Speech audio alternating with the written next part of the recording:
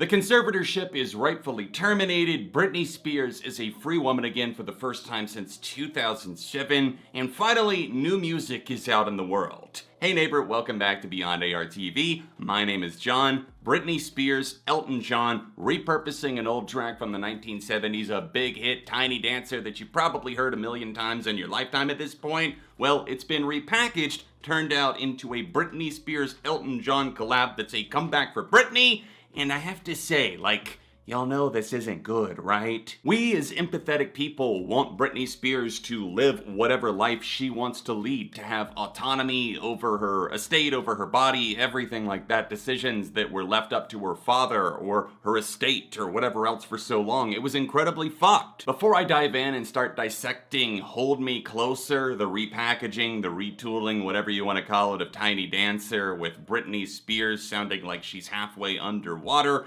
as the amount of auto-tune, processing, and effects make this sound almost unlistenable. Before I get further into that, I just want to say that I do understand what Elton John is doing. I admire the fact that he was once down. I've seen his movie Rocket Man, the biopic. It was a fantastic watch. I've seen it several times actually, and it's very inspiring to know that he was once down.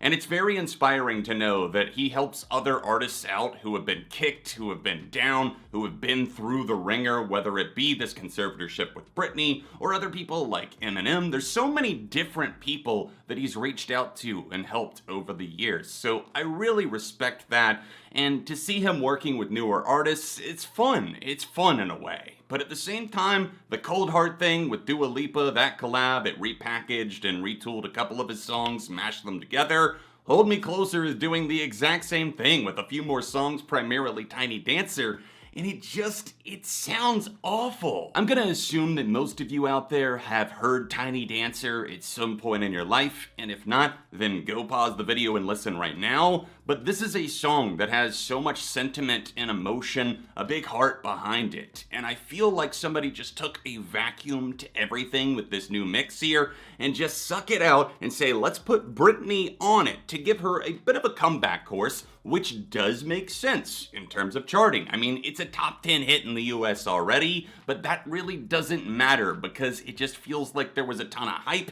and people are going to latch onto it because it's Britney's first single back since the conservatorship ended and we want to support her, but this doesn't feel like the way to do it. Listen to how low in the mix and how unengaging the vocals sound when they're intertwined together. It doesn't feel like there's a spark of chemistry. There's so much that's done to the vocals there. They're just all twisted up and it feels like somebody's canning them to keep the lines about right here. It doesn't matter if it's Britney Spears, Elton John, or any artist under the sun. I feel like this is a lazy effort that a label head or an executive or maybe Elton John himself or whoever thought would be a fantastic idea, an immediate smash. We saw what happened with New Heart, Dua Lipa, Elton John conquering the charts worldwide. And of course, Elton's been at this for so long. I mean, Candle in the Wind 1997. There's a lot of times that he's been a part of reworking some of his iconic hits, whether it be for a live medley or for something for another artist. He's down to repurpose these tracks.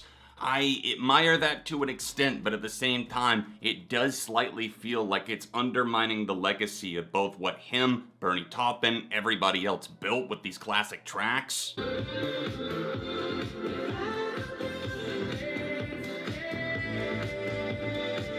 See, it just sounds like somebody else. It sounds like a headache, number one, but it's also kind of nightmarish for me as a music fan because I want to lash out and be like, why did you choose to mix it this way? Did we just get the first vocal take and say, yeah, that'll do just fine? And I just was hoping for something with a bit more urgency. It's so mellow. It just doesn't feel like there's any motivation or drive or end goal. It just exists in one ear, out the other for 3 3.5 minutes. Hopefully most of us can agree, or at least understand, that wanting to support and cherish Britney Spears as a person is not the same thing. It's not mutually exclusive to having to love or hate. You can feel however you want to about this song and still support Britney. I've said my piece on Hold Me Closer. I really feel like this is a disaster that is so forgettable but also off-putting at the same time that it makes you want to forget about it. I just don't see this hanging around in the mainstream outside of the hardcore supporters that just want this track to be around because it has Britney on it.